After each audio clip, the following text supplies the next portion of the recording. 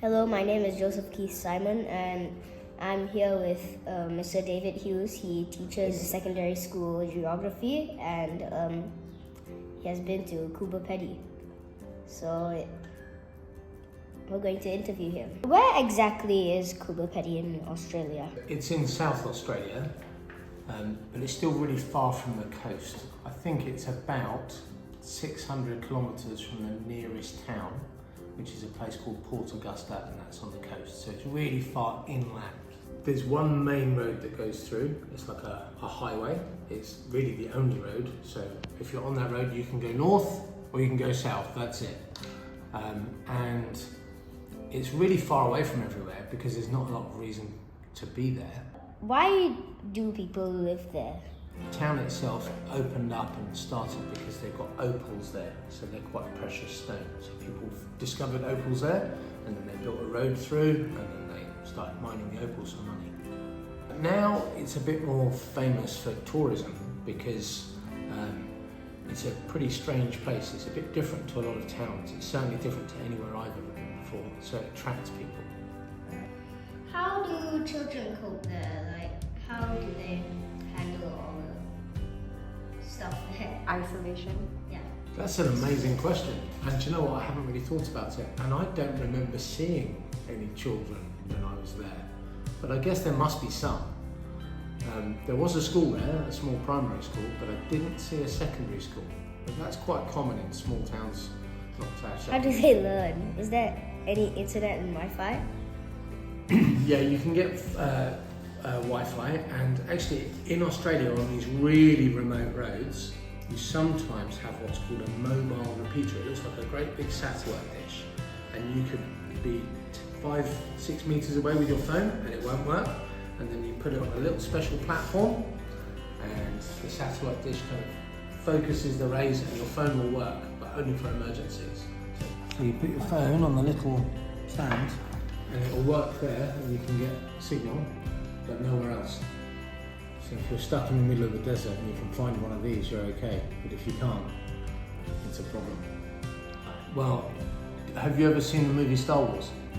The very first Star Wars movie where Luke lives underground. And the whole environment is really kind of flat and dusty. It's quite like that. And people live underground there too because it's so hot in summer that it's one way to keep cool. But I didn't see lots of young people, because young people like to go out and do stuff. There's not a lot of stuff to do in Coober, Pedy. I spent 2 days there, that was enough. But they have got some really beautiful, they're not really buildings because they don't build them. Maybe they're diggings because they dig them. They've got amazing churches that they've dug underground. One of them, I think I've sent you some photos, is the Serbian church. That's the most beautiful one, everyone says. What did you like most about your time there? The day that I arrived in Coober, Pedy was the longest day I've ever ridden on a bike, and I rode 235 kilometres that day. So my legs were really tired. So what I most liked was lying down, doing nothing but eat and sleep. Oh yeah, that gives me an idea. What did you eat there? You can eat whatever you like there. It's probably hard to find nasi lemak, but yeah, we had things like burgers and chips. I really noticed everything's around tourism.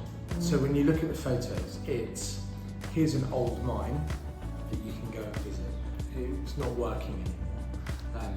And here's a house that you can stay in. It's dug into the side of a cliff or dug vertically into the ground.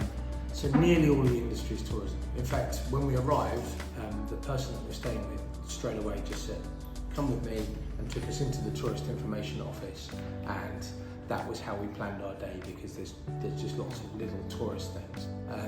But there's still lots of mining nearby, and so if you come off the road and you were to start walking, it'd be really dangerous because there's lots of open mine pits and explosives and stuff. But it was really comfortable, and when we were staying in Coober, Pedy during the day, it was quite cool because it was winter.